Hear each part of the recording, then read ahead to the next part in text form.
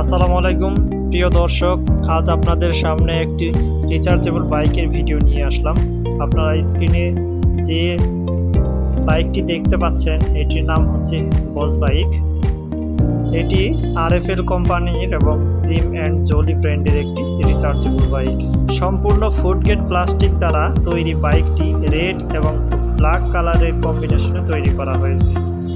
আপনারা স্ক্রিনে যে সুইচটা দেখতে পাচ্ছেন এটা হচ্ছে ব্যাক এবং ফ্রন্ট গিয়ারের সুইচ। তার পাশে যে সুইচটা রয়েছে সেটা হচ্ছে অন অফের সুইচ।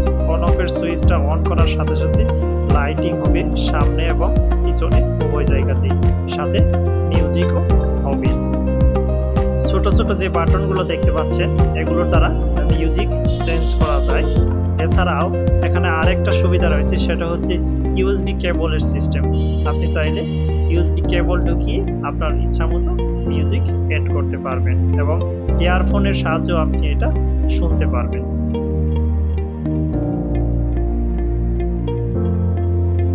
রিচার্জেবল এই বাইকটিতে সর্বমোট 3টি চাকা ব্যবহার করা হয়েছে।